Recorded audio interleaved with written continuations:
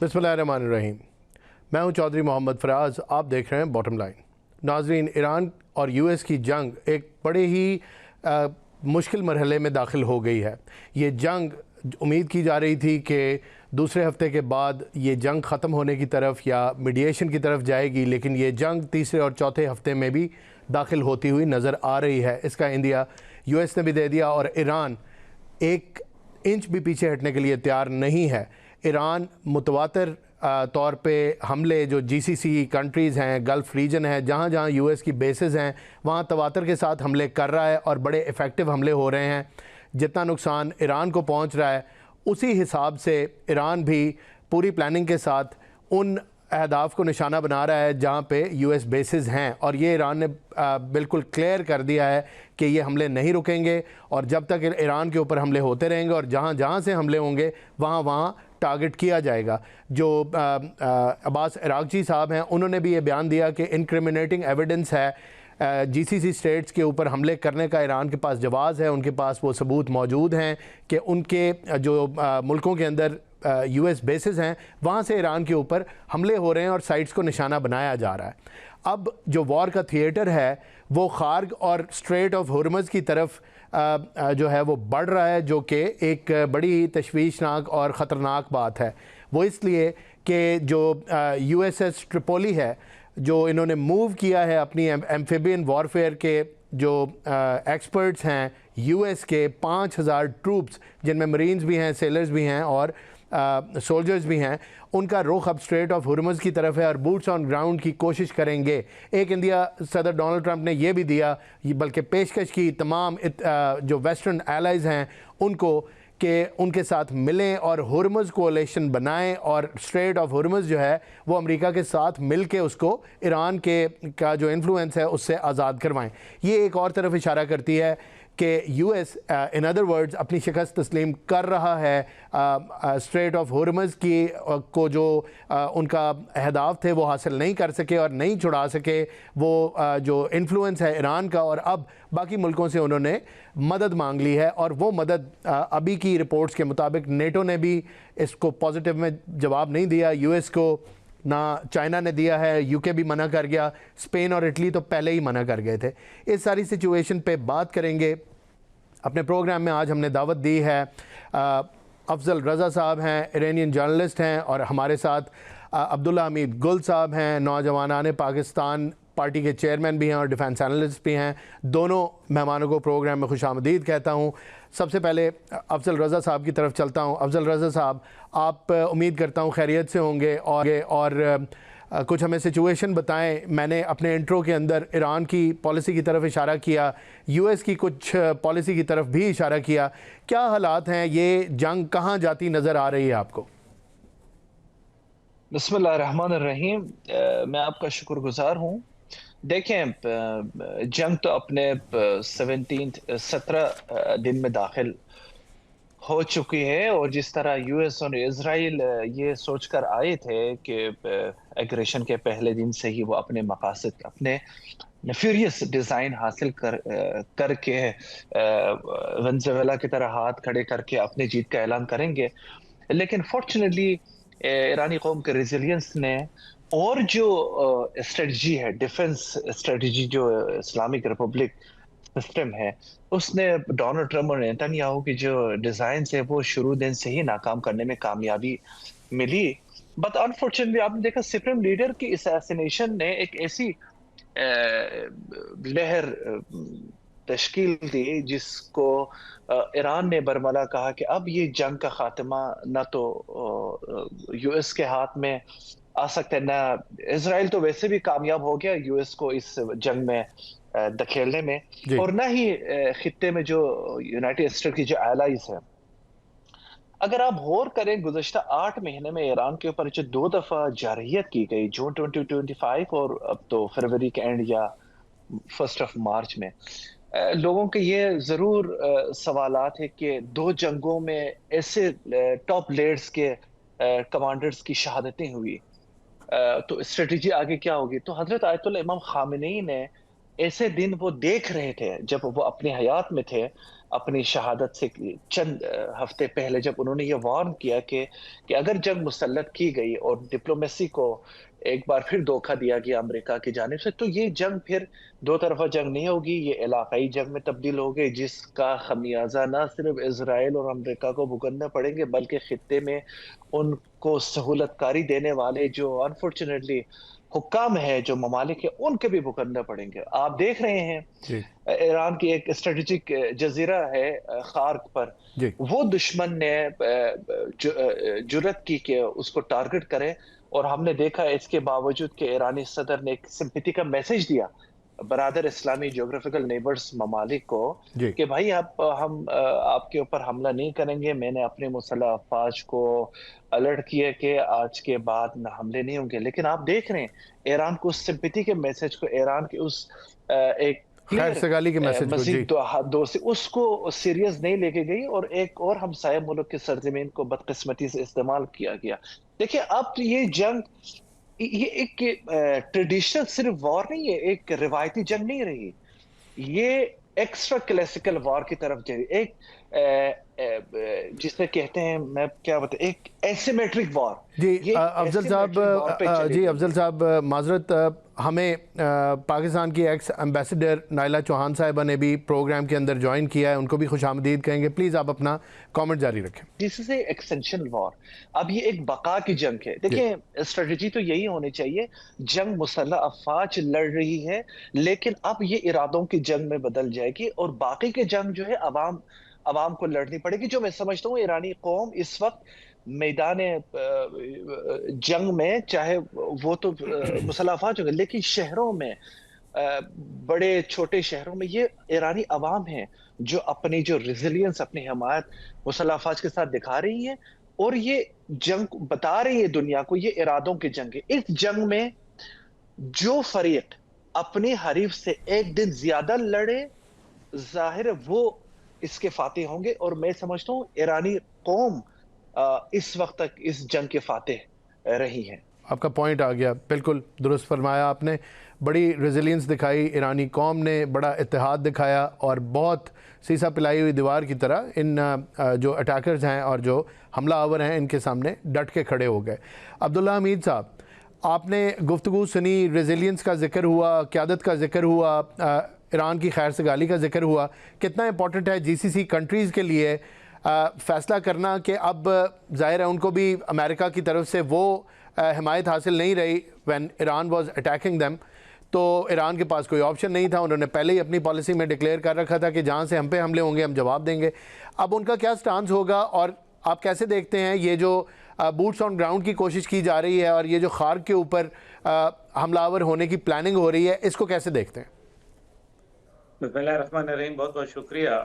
देखिए, खार्ग के ऊपर हमला इसलिए क्योंकि खार्ग एक छोटा सा आइलैंड है, जी और इसके अंदर जाहिर है एक स्ट्रेटेजिक नौयत का भी अहमियत है, और मुआशी तौर पर भी इसकी बड़ी अहमियत इसलिए भी है कि 90% से ज़्यादा ईरान का तेल यहीं से निकाला जाता है, और इस वजह से एक छोटे से जजीरे पे कब्जा करना निस्बतन आसान होगा, बजाय पूरे ईरान के हवाले से बूट्स ऑन ग्राउंड की स्ट्रेटजी को मद्देनजर रखना। इसलिए अमेरिका ये सोच रहा है कि हम 5000 ट्रूप्स के जरिए इसके ऊपर कब्जा करेंगे, लेकिन वो ये शायद भूल रहे हैं कि इसके दो मनफी पहलू निकल सकते हैं। पहला ये कि उनके ट्रूप्स 5000 वल्नरेबल हो जाएंगे एक छोटे से जजीरे के अंदर, और ईरान उसके ऊपर हमला करेगा, जो कि फिलहाल उनके पास ऐसा कोई सिस्टम मौजूद नहीं जो इस जजीरे को प्रोटेक्ट कर सके। इसलिए पहली बात तो इसको गौर करना है। दूसरी जानिब तेल की जंग है, और तेल के ऊपर ज़खायर पर कब्जा करने का ख्वाब है, जो मेरा ख्याल है कि फिलहाल अमेरिका का पूरा होता नजर नहीं आ रहा। वेनेजुएला की बात और थी, वहाँ की आर्मी मिल गई थी, यहाँ IRGC बिल्कुल भी मिली नहीं है, बल्कि अपनी कौम और अपनी क़यादत के साथ खड़ी है। और इसी तरीके से खार्क के हवाले से एक और जो मनफी पहलू है वो ये भी है कि अगर इस फैसिलिटी के ऊपर जिस तरह से उनके ईवल डिज़ाइंस हैं, तो फिर यकीन माने कि इलाके के अंदर कोई भी जो गैस और तेल की फैसिलिटी है, उसको ईरान सालिम नहीं रहने देगा। नतीजा ये होगा कि इस पूरे खित्ते के अंदर तेल का एक बहुत बड़ा बहरान पैदा होगा। आपको याद है कि इजराइल ने अभी जब ईरान के तेल के कुओं पर हमला किया तो उसके ऊपर बहुत ज्यादा शदीद क्रिटिसिज्म का शिकार हुए अमेरिका की जानिब से, और अमेरिका ने इस पॉलिसी को बिल्कुल मनफी करार दे दिया। इसलिए मेरा ख्याल है कि फिलहाल ये कोशिशें उनकी हैं, लेकिन हकीकत ये है कि आबनाए हुर्मुज पे इस टाइम पे अगर किसी का कंट्रोल है तो वो ईरान का है, क्योंकि दुनिया के जितने भी ममालिक वहां से अपने तेल बरदार जहाज निकाल के लेके जा रहे हैं, जिनमें चीन भी शामिल है जी और पाकिस्तान भी शामिल है, तो ये तमाम ममालिक ईरान की इजाजत लेके चल रहे हैं।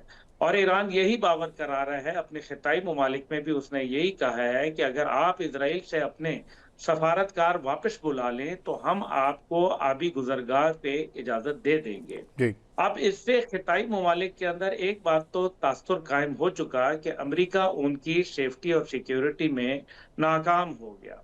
दूसरी जानिब अमेरिका की इज्जत दांव पे लग चुकी है और 17वें दिन की जंग के बाद नतीजा ईरान के हक के अंदर मुकम्मल तौर पर खड़ा हुआ नजर आ रहा है आज तक के दिन में। दुरुस्त। ईरान के हाथ में इनिशिएटिव है, अमेरिका के और इजराइल के हाथ में इनिशिएटिव नहीं है।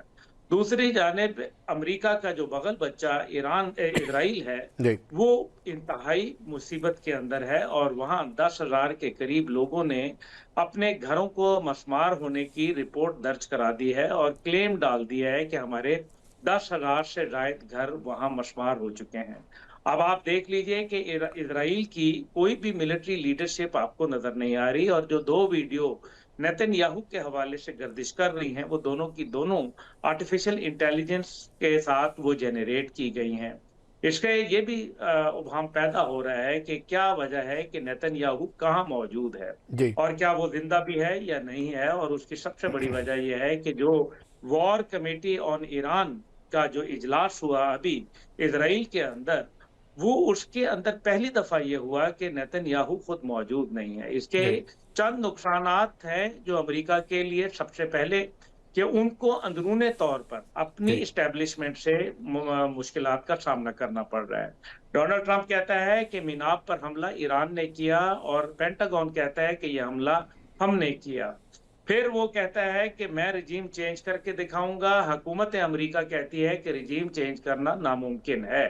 जो जंग के चंद अहदाफ थे जिसके अंदर रिजीम चेंज करना, न्यूक्लियर बॉम्ब को खत्म करना और इसी तरीके से उनकी जो मिसाइल टेक्नोलॉजी है उसको जी तल्फ करना, ये तो मौजूद फिलहाल जी मुमकिन नजर नहीं आ रहे। और खित्ते के अंदर जो एक आपका पॉइंट आ गया। बहरान पैदा जी हुआ है मुआशी, जी ये इस हद तक पहुंच गया है कि पूरी दुनिया को इसने लपेट में ले लिया है। जी यूरोप इसमें अलहदा हो चुका है, बिल्कुल डिप्लोमेटिक सतह पर और पॉलिटिकल सतह के ऊपर, मिलिटरली सतह के ऊपर, स्ट्रेटेजिक सतह के ऊपर, सोशल मीडिया सतह के ऊपर अमेरिका इस टाइम पे तनहा खड़ा है। आपका पॉइंट आ गया।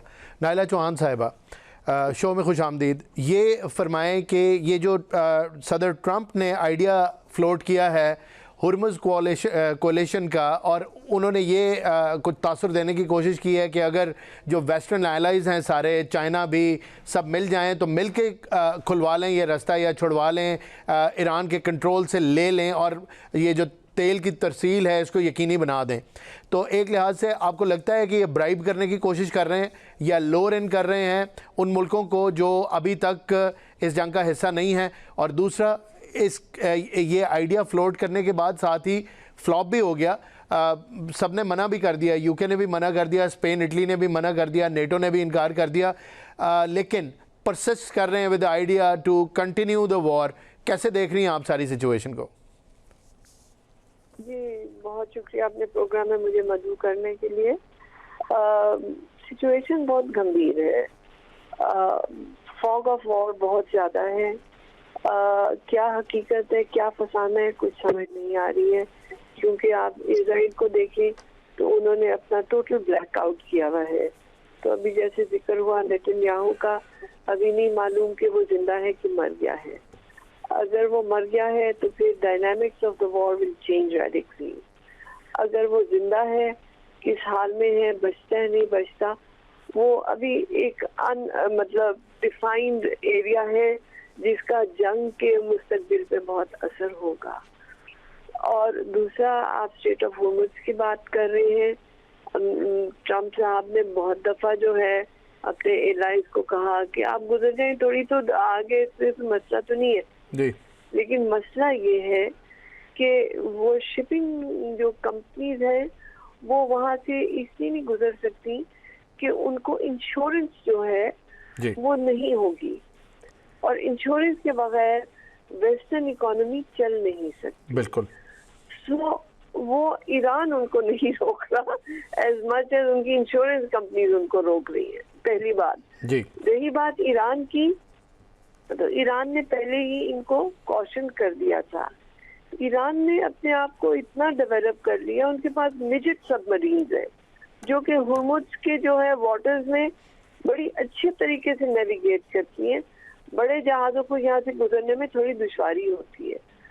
सो ईरान के पास इतना वहाँ पे उन्होंने अपना हिस्सा बना लिया हुआ है कि ट्रम्प साहब चाहे पूरी दुनिया की वो ले आए फ्लीट, लेकिन स्ट्रेट ऑफ हॉर्मुज़ जो है वो ईरान में जिस तरह उस पे उसका कंट्रोल है वो कोई चैलेंज नहीं कर सकता, और ये उनको पता है।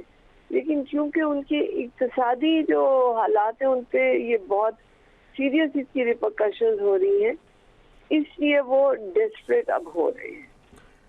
आपने पॉइंट आउट किया कि फ्लूइड है सिचुएशन। जाहिर है नेतन्याहू का पता नहीं कि जिंदा है या मर गया, और कुछ वीडियोस आ रही हैं जिसमें कभी हाथ के इशारे से बताया जा रहा है कि उंगलियां पाँच हैं और 6 नहीं हैं, और ज़िंदा हैं और मरे हुए नहीं हैं।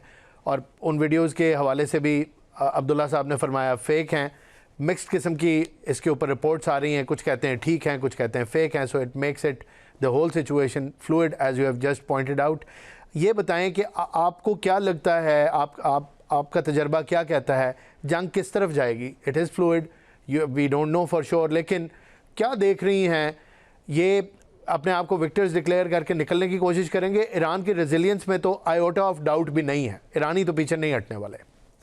जी जी, दुरुस्त फरमाया। देखिए, द पॉइंट इज के जब आप शुरू के, अगर इस जंग का आगाज जो 28 फरवरी को हुआ था जी, उसके आगाज को अगर थोड़ा एनालाइज करें जी, तो आपको वादे हो जाएगा कि इनका एजेंडा क्लियर नहीं था। बिल्कुल। मार्को रूबियो की जो स्पीच थी उस वक्त, उसमें उन्होंने कहा कि हमने, क्योंकि उससे पहले नेतन्याहू मिला था जाके ट्रम्प साहब से अमेरिका में, क्या उनकी गुफ्तगू हुई? It was not made public. लेकिन उसके बाद मार्को रूबियो ने कहा कि जी हमने प्रीएम्प्ट किया कि इजराइल ईरान को प्रीएम्प्ट कर रहा है, तो हमने उनकी प्रीएम्प्शन के लिए उनके साथ दिया है। यानी they were not prepared for the war, they did not think it through. तो जो नेतन्याहू बता रहा था वो उसी को एजेंडा कह रहे थे। तो उन्होंने 3-4 अहदाफ अपने बताए। एक तो रिजीम चेंज का बताया, फिर उन्होंने कहा जी कि इधर जो है न्यूक्लियर पे हम जो है वो उसको खत्म करना चाहते हैं, फिर उसके बाद डेमोक्रेसी हम लाना चाहते हैं। 3-4 अहदाफ बता दिए। आइए रिजीम चेंज पे, तो रिजीम चेंज तो वो उनको अंदाजा ही नहीं है।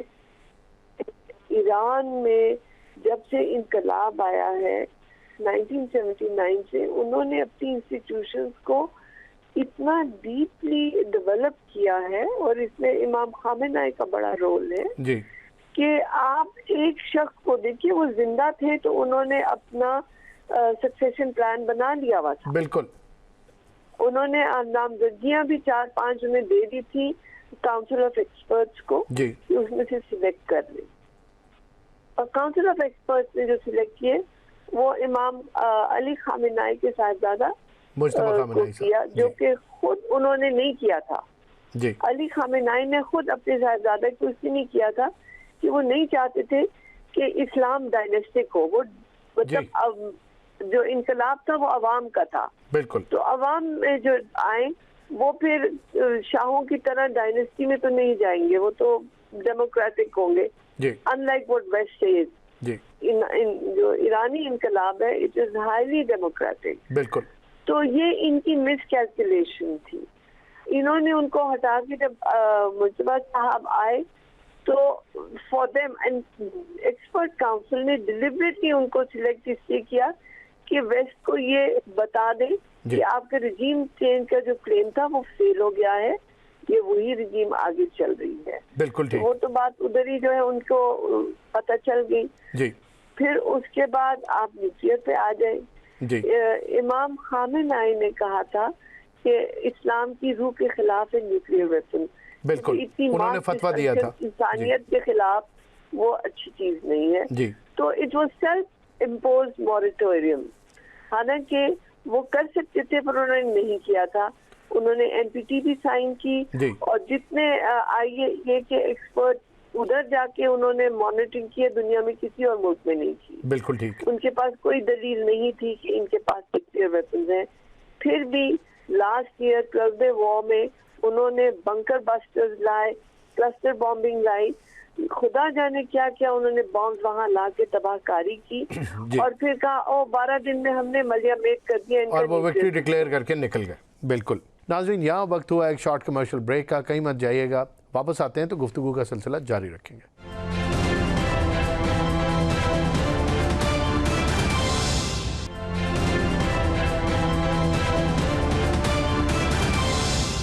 वेलकम बैक नाज़रीन, गुफ्तगू के सिलसिले को आगे बढ़ाते हैं। अफजल रज़ा साहब, ये फरमाएं, ईरान की विल तो अपनी जगह मजबूत है, ईरान तो पीछे नहीं हट रहा। क्या आपके पास ख़बरें हैं इज़राइल के अंदर लोगों का मोराल कैसा है? ईरान ने बड़ा बेफिटिंग रिस्पांस दिया, बड़े टिका के हमले किए इज़राइल के ऊपर। क्या सूरत हाल है इज़राइल के अंदर, क्या देखते हैं, आपके पास क्या रिपोर्ट्स हैं? देखिए जेंटलमैन एक्सेलेंसी अब्दुल्ला साहब, आई थिंक जी उनका नाम, उन्होंने बिल्कुल जरूर फरमाया कि Israelis are complaining about their damages home। जब इस वक्त जब हम आपके साथ गुफ्तगू कर रही हैं, मकबूजा इलाकों में मुजाहरों की एक लहर शुरू हो गई है सह्यूनी हुकूमत के खिलाफ या उनके स्ट्रेटजी के खिलाफ। देखें, एक इतना ब्लैकआउट है इजरायली या मकबूजा इलाकों में कि वो वहाँ पे वो जो सो कॉल्ड उनके बकौल फ्रीडम ऑफ एक्सप्रेशन जो उन्होंने प्रोवाइड किया था वेस्टर्न मीडिया के नुमाइंदे जो भी वहाँ पे हैं, उनको इवन के एक फ्रीली मूवमेंट की इजाज़त भी नहीं दे रहे हैं। और जो भी फुटेजेस बना रहे हैं या आई डोंट थिंक वहाँ पे रिपोर्टिंग कर रहे हैं, उनको भी पकड़ दगड़ कर रहे हैं कि आप लोगों का कोई हक नहीं है। मतलब वो अपने डैमेजेस मजीद छुपाने की कोशिश कर रहे हैं। आई थिंक इजराइल की जो इंटरसेप्टर्स आजकल की कमी है उनमें वो खुद एतराफ़ कर चुके हैं। तो I think they are very confuse, their interceptor. Tel Aviv में भी 200 लोगों ने मुजाहिरा किया, उन पे भी क्रैकडाउन हुआ। बिल्कुल आप बिल्कुल ऐसे ये सिचुएशन उस वक्त भी एक्चुअली 7 अक्टूबर 2023 के बाद जब इजराइल के ऊपर एक अनप्रेसिडेंटेड रेजिस्टेंट ग्रुप हमास का एक बड़ा जबरदस्त हमला जब हुआ था, उस वक्त से ये मुजाहिरों का आगाज हुआ था जो कि नेतन्याहू को घर भेजने का एक खतरा था। लेकिन नेतन्याहू ने ये समझा कि उसकी बका, उसकी हुकूमत और उसकी मौजूदगी रहना और इस जंग को तूल देना वो उसके लिए बेनिफिट है। तो ये उसी सिलसिले की कड़ी है। मैं समझता हूँ ईरान जो जवाब दे रहा है इजराइल को, वो इस चीज का बिल्कुल एक्सपेक्ट नहीं कर सकते थे और ना ही यूएस इसको एक्सपेक्ट कर सकते थे। ऑल्दो यूएस की इस जंग में आमद सिर्फ और सिर्फ इजराइल को ग्रेटर बनाना और ना सिर्फ अमेरिकी अवाम को ग्रेटर बनाने की अहद शिकनी है, बल्कि ट्रंप का इधर आना उसी बात का एक सबूत है कि वो इजराइल को ग्रेटर बनाने के लिए इस जंग में शामिल हो गया, जिसका नतीजा और उसके जो आइंदा जो मुज़मरात होंगे वो ना सिर्फ इजराइल बल्कि अमेरिका को भी मुसल्लत कर रहा है ईरान। जी अब्दुल्ला साहब, ये फरमाएं कि ईरान के पास फ़िलहाल ऑप्शंस क्या हैं? ये तो पूरी दुनिया कह रही है कि ईरान का अपर हैंड है। आम तौर पे ऐसे मौक़ों के ऊपर एडवांटेज लेना चाहिए और बैकडोर चैनल्स अगर चल रहे हैं, जो कि डेफिनेटली चल रहे हैं, तो टेबल के ऊपर आना चाहिए। अपरेंटली तो ये लग रहा है कि यूएस की जो डिनाइल है कि हम तो और जो एरोगेंस है, उसके बाद ईरान ने भी ये स्टेटमेंट दी है कि हम टेबल पे नहीं आएंगे, कुछ नेगोशिएट नहीं करेंगे और कोई भी दुनिया का मुल्क मीडिएट नहीं करवा सकता। हम इसी तरह इसको जंग को जारी रखेंगे। लेकिन जंग ने बहरहाल बंद होना है, यही ख़ित्ते के लिए भी, दुनिया के लिए, ईरान के लिए ख़ुद भी एक बेहतर ऑप्शन है। जाहिर है कब तक जंग चलेगी, आपको क्या लगता है कि किस तरफ चीज़ें जा रही हैं? आपको नहीं लगता कि ईरान को इस टाइम पे थोड़ी फ्लेक्सिबिलिटी दिखा के, अपर हैंड तो ईरान का है, इसमें तो कोई डाउट नहीं है, तो जंग बंदी की तरफ अगर बैकडोर चैनल्स हैं तो जाना चाहिए, अगर नहीं तो ऑप्शंस क्या हैं? देखें, जब मिसाक मदीना हुआ था तो मुसलमानों का अपर हैंड था और उसके अंदर एक वीक मुआहदा किया गया था, लेकिन वो तो अल्लाह के नबी सल्लल्लाहु अलैहि वसल्लम को इल्म था कि ये वीक मुआहदा नहीं है, बल्कि इसके नतीजे के अंदर खैबर के हवाले से एक फतह की नवीद मौजूद थी और फिर ऐसा ही हुआ। अब यहाँ जो बात है वो बड़ी इंटरेस्टिंग है और वो ये है कि इनिशिएटिव सारा जंग का ईरान के हाथ में है। अभी तक इसके पोस्ट वॉर अगर कॉन्सिक्वेंसेस के ऊपर गौर करें, जंग तो देर बदेर खत्म ही हो जानी है। अभी रूस और पाकिस्तान के ऊपर एतमाद का इजहार किया गया है और जाहिर है पाकिस्तान और रूस कोई भी ये काम नहीं करेगा कि ईरान के ऊपर ये वतीरा बन चुका है कि हर कुछ महीने के बाद एक हमला कर दें। पहले इजराइल ने किया और जब इजराइल पूरा न पड़ पाया तो GBU-57 बंकर बस्टर बॉम्ब से इस्तेमाल किए गए नेतन्स के ऊपर, फरदौ के ऊपर, इस्फहान के ऊपर, नतीजा कुछ भी नहीं निकला और फिर अमेरिका एक सेल्फ प्रोक्लेम्ड विक्ट्री के साथ बाहर निकल आया। एनी हाउ, फिर ये कुछ ही देर महीनों में, 7 महीने में ईरान ने दोबारा न्यूक्लियर बना लिया, दोबारा मिसाइल फैसिलिटी बना ली। लेकिन ट्रंप एक झूठा आदमी है, ट्रंप झूठ पे झूठ बोल रहा है। पहले उसने बच्चियों को शहीद किया गया और उसके बाद कहा कि ये तो हमने नहीं किया और बाद में वो झूठा साबित हुआ। फिर उसके बाद उसने जितनी भी बातें कही, खासतौर पे अभी जो उसने कहा कि हमारे तो 100% उनकी मिलिट्री को तबाह कर दिया, तो ये मिसाइल ट्रंप के खालू चला रहे हैं। तो मकसद यहाँ ये कहने का है कि ये तो फिर झूठ बोल रहा है ना, और यही वजह है कि दुनिया के अंदर 2 ममालिक हैं जो मीडिया पर पाबंदी लगा रहे हैं। इजराइल जो ब्लैकआउट करके बैठा हुआ है और अमेरिका जो झूठ पे झूठ बोल रहा है और अब ये कह रहा है कि आर्टिकल 1 और article 15 of United states constitution जो ये फ्रीडम ऑफ स्पीच की इजाजत देता है, वो कहता है कि जनाब ये अब फ्रीडम ऑफ स्पीच हम आपसे ले रहे हैं और आपके लाइसेंस कैंसिल कर देंगे। आप देख लें कि कैसे पीट हेग्सेट का बयान आया, डोनाल्ड ट्रंप का बयान आया और फिर जनरल डैन का बयान आया जो उनके ज्वाइंट चीफ हैं। वो सारे क्या कह रहे हैं कि जी मीडिया हमें सपोर्ट नहीं कर रहा। कौन सी सपोर्ट? वो जो वो झूठ दिखाना चाहते हैं दुनिया को। अब्दुल्ला साहब, थोड़ा सा तबसरा इस चीज़ पे भी करें, अपने इस जवाब के अंदर इसको भी हिस्सा बनाएं कि 3350 इसराइली ज़ख्मी हो चुके हैं अब तक इस ये जो कैंपेन चल रही है, और जो इनके इसराइल के डिप्टी आर्मी चीफ हैं उन्होंने भी इंदिया दिया है, जंगबंदी का इशारा दिया है। विल टूटती हुई नज़र आ रही है इनकी आपको? नहीं, विल तो टूट चुकी है। देखें, 11 मार्च से इजराइल के अंदर मुजाहरे शुरू हो चुके हैं, अवाम सड़कों के ऊपर सरापा एहतजाज है। ये जो 10,000 लोगों ने अपने क्लेम्स डाले हैं घरों के, इसका मतलब है 60,000 लोग अफेक्ट हुए हैं। एक घर में कम से कम 6 अफराद जरूर रहते हैं। On an average. अब दूसरी जानिब जो ऑरा है वो ब्रेक हो गया। एक तो मिथ थी अनटचेबल एंड अनरीचेबल की इजराइल की, वो खत्म हो गई। वो थ्रू मीडिया क्रिएट की हुई थी इन्होंने। जी बिल्कुल जी। और अमेरिका का ये था कि जनाब वो तो एक इनविंसिबल पावर है, और वो जैसे टाइटैनिक अपने पहले मिशन पे जब गया तो सेल किया तो लिखा गया कि द अनसिंकेबल, और उसके बाद जो खबर बनी वो ये लिखा था द अनसिंकेबल सिंक। तो मकसद ये है कि अब क्या होगा पोस्ट वॉर सिनेरियो। अगर ईरान के ऊपर मतलूबा अहदाफ अमेरिका हासिल नहीं करता और चुप करके रात की तारीकी में जिस तरह से अफगानिस्तान से जूते खा के निकला, उसके बाद वो ये ईरान को न्यूक्लियर बनाने से कोई नहीं रोक पाएगा। और खलीजी ममालिक के ऊपर ईरान का जो एक दबाव था कि जनाब ईरान का हवा खड़ा करके अमेरिका उनसे पैसे बटोरता रहा, ट्रिलियंस ऑफ डॉलर जो उनसे निकाल लिए, बिलियंस हर साल की मद में दिफा की शक्ल में, वो तो खत्म हो गया। और खलीजी ममालिक को समझ आ गया कि ये अमेरिका तो अपने आप को ना बचा पाया, हमें क्या बचाएगा। तो ईरान का इस तरह से जो डिप्लोमेटिक इन्फ्लुएंस है और जो एक सियासी इन्फ्लुएंस है इस पूरे रीजन के अंदर, वो बढ़ जाएगा। फिर उसका मिसाइल प्रोग्राम आगे से आगे बढ़ेगा और इजराइल की तमाम जो उसकी नक्लो हरकत है वो महदूद होती चली जाएगी और ईरान की प्रॉक्सीज मजबूत होती चली जाएंगी और दुनिया के अंदर वो ये साबित कर देगा ईरान के स्ट्रेट्स ऑफ हॉर्मुज के ऊपर हमारा राज है और किसी का कोई राज नहीं है।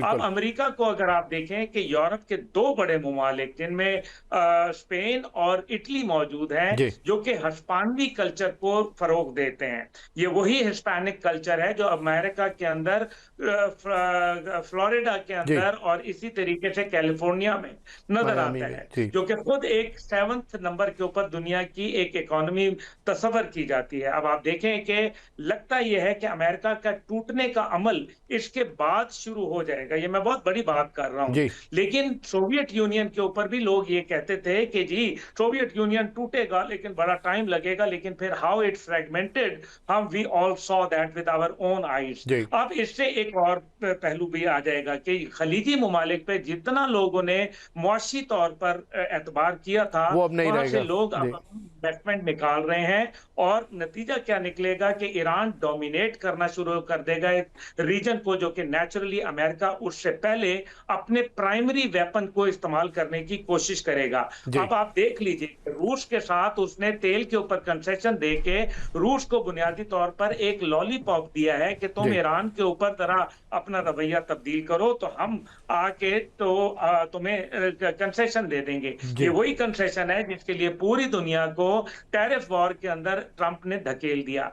आज ट्रंप जो कहता है वो झूठ बोलता है, जो वो कर रहा है उसकी कोई वॉर प्लानिंग नहीं थी, उसकी कोई स्ट्रेटेजी नहीं थी और वो अब तमाम दुनिया के आलमी कवानीन, कायदा, इंसाफ और बच्चों तक को महफूज वो नहीं रख रहा और किसी कायदे को नहीं मान रहा। आपका पॉइंट आ गया। जानिब जापान तक का जैसा मुल्क जो उसका एक बहुत ही करीबी एलाई समझा जाता था वो भी अपने वॉरशिप भेजने के ऊपर अब उसने कोई हतमी फैसला नहीं किया। इसका मतलब यह है कि ट्रंप को ये यारी बहुत महंगी पड़ रही है इजराइल की और इसके नतीजे में इंपीचमेंट हो सकती है उसकी इस बात के ऊपर कि उसने झूठ बोला। मोनिका लेविंस्की केस के अंदर सदर क्लिंटन का मसला उसके नाजायज आपका पॉइंट आ गया जी, आपका पॉइंट आ गया अब्दुल्ला साहब। आखिरी बात जी, सदर ट्रंप का सदर जो क्लिंटन था उसका मसला ये नहीं था कि मोनिका लेविंस्की के साथ उसके क्या ताल्लुकात थे, बल्कि इसलिए कि वो झूठ बोला था और प्रेसिडेंट ट्रंप झूठ पे झूठ बोल रहा है। और अब जो उनके जहाज सऊदी अरब के अंदर तबाह हुए हैं जिसको वो कह रहे हैं कि तो ये तो चंद दिन पहले हुआ था, तो तुमने तो कहा चंद दिन पहले कि हमारा तो कोई जहाज तबाही नहीं हुआ, अब तुम झूठ बोलते हो और फिर उसके पाँव नहीं होते। आपका पॉइंट आ गया। नाइला चौहान साहिबा, सदर ट्रंप की ये स्टेटमेंट भी आई है कि नेटो एलाइज जो हैं वो अगर इस जंग में उनकी मदद नहीं करते अमेरिका की तो उनके लिए नताइज बड़े तबाहकुन होंगे। और साथ ही साथ पहले आपने भी जिक्र किया और मैं भी अपने इंट्रो में जिक्र कर चुका हूं कि यूके ने तो इनकार कर दिया और ये जो स्पेन और इटली हैं ऑलरेडी अपनी साइड चूज़ कर चुके हैं, तो ये अलायंस भी टूटता नज़र आता है। ये कितनी फ्रस्ट्रेशन ऐड करेगा to the misery of Donald Trump's administration and himself, और ये चीज़ क्या फ्रस्ट्रेट हो के खुदा न खास्ता किसी न्यूक्लियर अटैक या इस तरह की चीज़ की तरफ तो नहीं चली जाएगी? इसके ऊपर कमेंट करें। बहुत शुक्रिया। नो देखिए, जहाँ तक नेटो की बात है, नेटो तो पहले ही जितने भी नेटो मेंबर कंट्रीज हैं वो ट्रंप साहब से बदलन और बददिल हो चुके थे जब उन्होंने यूक्रेन वॉर से उस तरह से साथ नहीं दिया रूस के खिलाफ।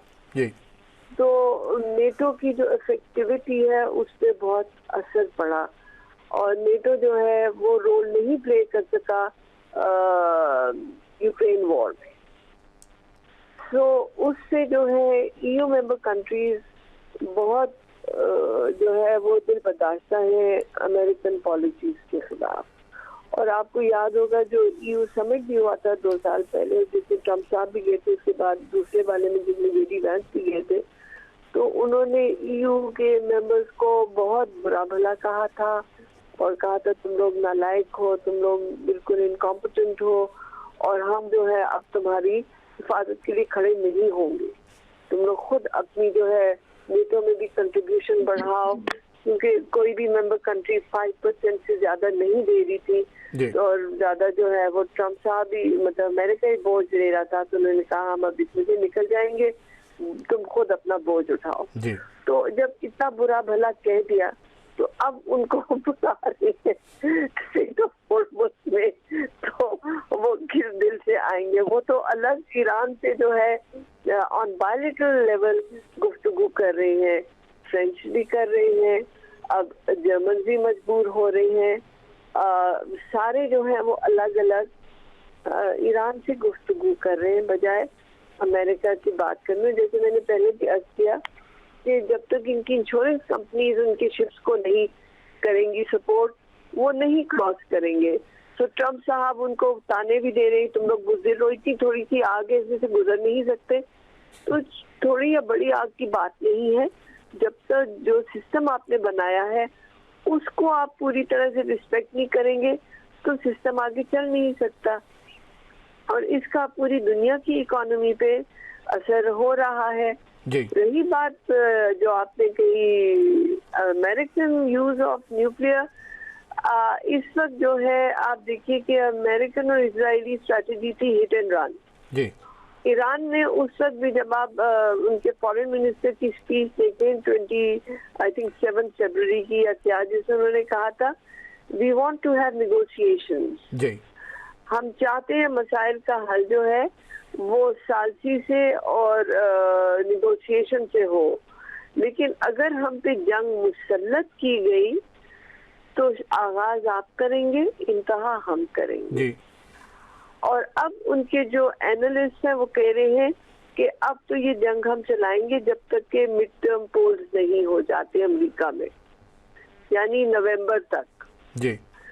और इसका मतलब है कि अब ईरान जो है वो प्लान कर रहा है regime change in America and in Israel. It's a breaking news that you're giving us। बिल्कुल, ये स्ट्रैटेजी वाइज तो एक न्यूज़ ही होगी कि उल्टे बांस बरेली को, ये तो दूसरी तरफ ही चल पड़ा मामला। जी प्लीज कंटिन्यू करें। हाँ जी, और फिर आप देखिए कि रही बात इजराइल की, इजराइल का झंडा कभी आपने गौर से देखा है? जी, स्टार ऑफ डेविड बना हुआ है जी उसके ऊपर। देखिए सफेद रंग का है जी, बीच में स्टार ऑफ डेविड है जी, और साथ में 2 ब्लू लाइन्स है जी। What are those blue lines? Please tell us. From Nile to Euphrates. बिल्कुल, that's the plan for greater Israel। Exactly, उन्होंने अपने झंडे ही में, अपने आगाज में ही उनके वो है कि ये सारा इलाका हमारा है। They take it as their legal, their religious, their ideological right on this whole land। जी। और हैसियत उनकी इतनी है कि वो सिर्फ 9 मिलियन पीपल हैं जी, और उनमें भी son of the soil hardly 20% है, 80% बाहर के आए हुए वाइट ज्यूज हैं जी। जिसका वाइट ज्यूज हैं, जिसमें आप नेतन्याहू को भी देखें, he is not son of the soil, Polish. उसके पेरेंट्स जो है वो पोलिश है जी बिल्कुल, जो कि लादीन थे जी। तो ये तो जूइश नाम ही है ना, मतलब उस मजहब को वो हाईजैक कर लिया इन्होंने जी। बिल्कुल, just for political agenda for the land. So अब अगर उनमें डेप्थ नहीं है और उनका झंडा भी वो एक्सपेंशनिस्ट है और उनको वो लैंड चाहिए, तो वो कर सकते हैं, न्यूक्लियर पे जा सकते हैं, क्योंकि अब तक उनको इतनी इनविंसिबिलिटी पे मान था जी। अब आप देखिए उन्होंने कहा हमने हिजबुल्लाह खत्म कर दिया, लेबनान को तबाह कर दिया, ईरान को भी खत्म कर दिया। हिजबुल्लाह ने, वो तो दूर की बात है, हिजबुल्लाह ने अभी उनको दोबारा अटैक शुरू किए जी, जिसकी वो तवक्को नहीं कर रहे थे। उन्होंने सोचा था ये खत्म हो गए, लेकिन अभी हिजबुल्लाह ने अटैक किया है और डोम और डिफेंस और जो उनका था आयरन डोम, उसको पेनिट्रेट कर गए हैं वो जी।